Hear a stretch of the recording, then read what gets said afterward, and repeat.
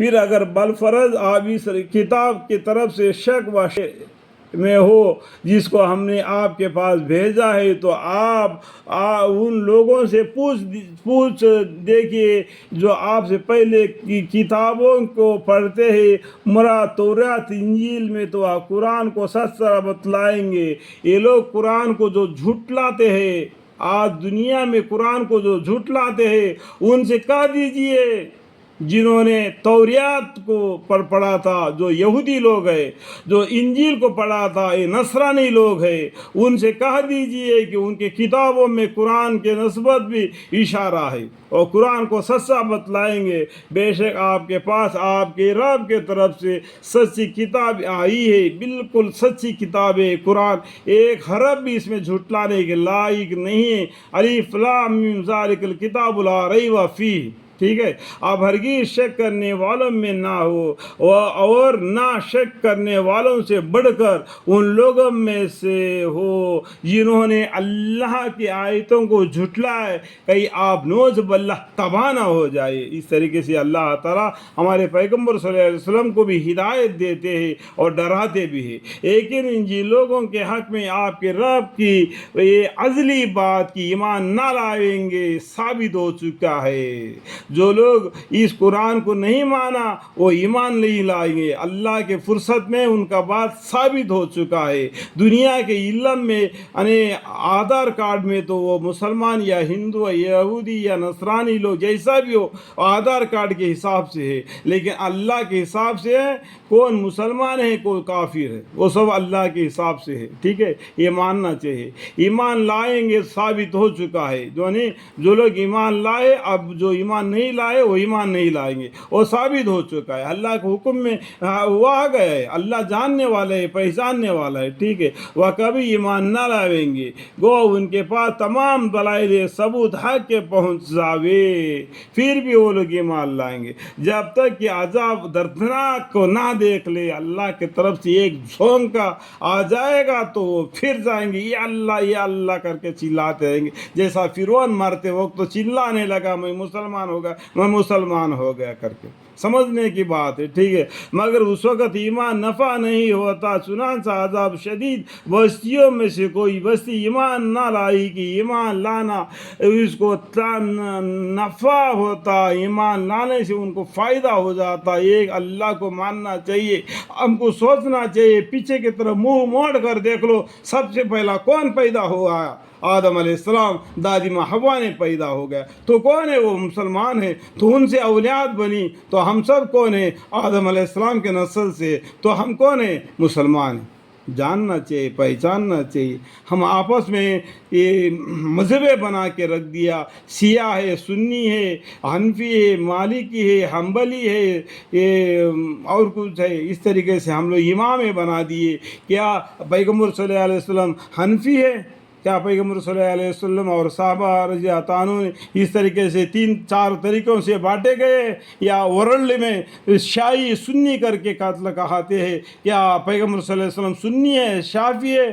البتہ سنت ابراہیم علیہ السلام کے راہ پر چلنے والے تھے۔ انی وجہت وجہ اللہ جی فطر السماوات والارض حنیفا وما انا من المشرکین۔ عرب کنٹریوں کو قرآن کا معنی کی ضرورت نہیں ہے، قرآن کا معنی کی ضرورت ہم لوگوں کے لیے جو عرب علم کو نہیں جانتے، باقی ملک کو، اور عرب کنٹری قرآن کو علم کو جانتے ہوئے بھی اب بھی اور یہودیوں کے جیسا، نصرانیوں کے جیسا عمل کیے جاتے ہیں، تو وہ اور ان کے نقصان کے علاوہ کچھ صحیح نہیں کہہ سکتے کہ ایمان لانا ان کو نفع ہوتا۔ ہاں، مگر یونس علیہ السلام کی قوم جب ایمان لے آئے تو ہم نے رسوائی کی عذاب کو دنیا زندگی میں ان پر سے ٹال دیا۔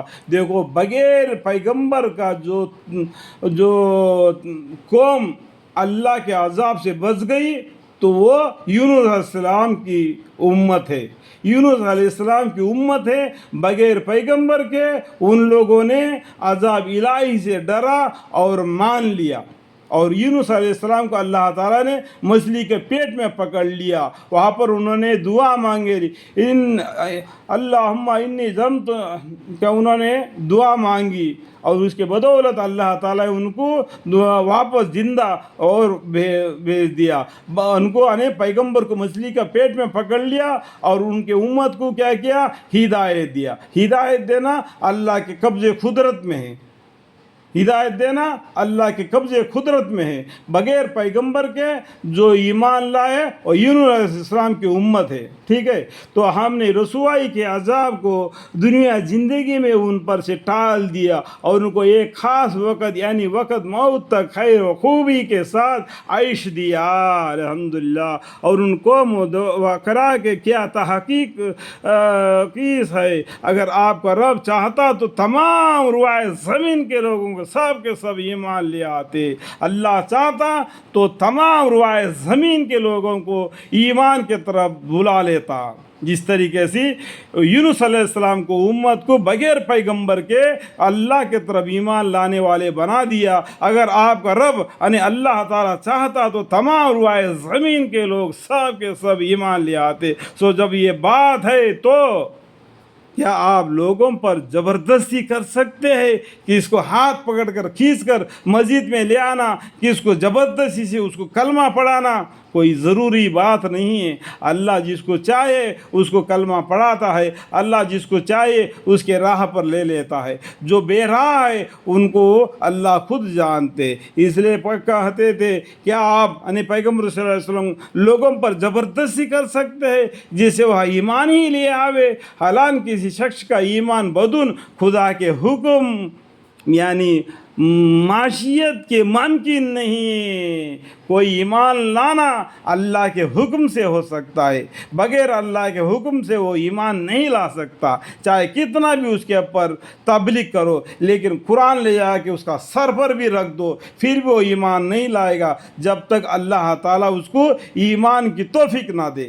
اللہ تعالیٰ سے دعا ہے مجھے, میری بیوی, میرے بچے, میرے پورے خاندان وسیلہ تا قیامت نسل با نسل ان سب کو دین اسلام کے راہ پر چلنے والے بنا دے مالک. قرآن کریم کو پڑھنے والے عرب میں عربی الفاظ میں اور ان کی معنی پڑھنے والے بنائے, سمجھائے, علم عطا فرمائے. آپ کی رحمت آپ کی فضل کے ذریعہ میں اپنی زندگی دنیا کا گزارے اور آخرت میں مرتے دم کلمہ نصیب عطا فرمائے. لا الہ الا اللہ محمد رسول اللہ صلی اللہ علیہ وسلم شہادت دیتے ہوئے اس دنیا سے رخصت فرمائے. اشہد اللہ الہ الا اللہ لا شریک لہ واشہد ان محمد عبدہ ورسولہ. سب کے حق میں میں دعائیں مانگتا ہوں مالک, اللہ میری دعا کو قبول اور منظور فرما, آمین ثم آمین. وہ یعنی اللہ تعالیٰ بے عقل لوگوں پر کفر کی گندگی واقع کر دیتا ہے. آپ کہہ دیجئے کہ تم غور کرو اور دیکھو کہ کیا کیا چیزیں ہیں آسمانوں میں اور زمین میں, اور جو لوگ انادن ایمان نہیں لاتے ان کو دلائل اور دھمکیاں کچھ فائدہ نہیں پہنچاتی. جو ایمان نہیں لاتے ان کو جو دلائل کیا ہے, حق بات, قرآن, انجیل, زبور, توریات, کتابیں اور صحفے اور پیغمبرہ کتنا بھی سمجھائے, دلائل اور دھمکیاں جو اللہ کے عذاب آئے گا اس طریقے سے دھمکیاں کچھ فائدہ نہیں پہنچاتے. یہ بیان ہوا ان کے اناد کا, کہ وہ آپ ان کو کتنا بھی سمجھائے, کتنا بھی اللہ کی طرف سے دھمکیاں دکھائے, وہ ایمان نہیں لائیں گے, کیونکہ اللہ کے فرصت میں وہ بے ایمان ہیں.